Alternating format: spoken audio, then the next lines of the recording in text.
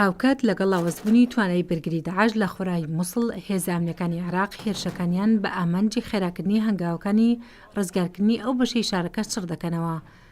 هەرچەندە هێرشەکان بۆ داعش چاوەڕانکراو بوون، بەڵام توانای بەرگریکردنیان لاواز بووە، بە تایبەتیش لە میحوەری باکووری شارەکەوە، بە وتەی یەکێک لە ڕاوێژکارە ئەمریکیەکانی فرقەی نوێی زرێپۆش بە بەراورد لەگەڵ 2 مانگی ڕابردوودا توانە موشکیەکانی داعش 6 هێندە کەمی کردو و ڕایگەیاند پێشتر داعش لە مووسڵدا ڕۆژانە نزیکەی 200 موشک و گول لە هاوەنیان ئاڕاستەی هێزە ئەمنیەکان دەکرد، بەڵام لە چەند ڕۆژی ڕابردوودا ژمارەکە بۆ 3 موشک دابەزیوە.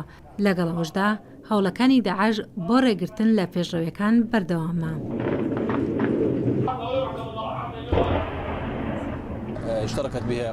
ئەندامانی داعش هەوڵ دەدەن لە ڕێی ئۆتۆمبیلی بۆمڕێژکراوەوە بربەیەکە سەربازیەکان بگرن، بەڵام هێزەکانمان نزیکەی 30 تیرۆریستیان کوشتووە و 5 ئۆتۆمبیلی بۆمڕێژکراویشیان تەقاندوتەوە.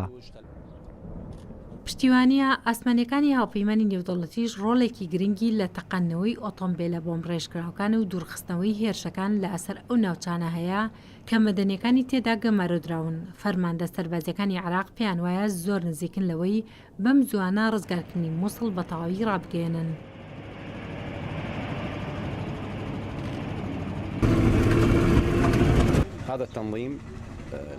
ڕێکخراوەکە بەرەو لە ناوچوون دەچێت. ئێستا لە سەرمەرێکدان، تەنها چەند گەڕێکێکی بەشی ڕاست ماون. پشتیوان بەخوا هەوڵی سەرکەوتن و ئازادکردنەوەی یەکجاری و پاکردنەوەی ئەو ناوچانەی لە بەشی ڕاستی مووسڵ ماون ڕادەگەیەنین.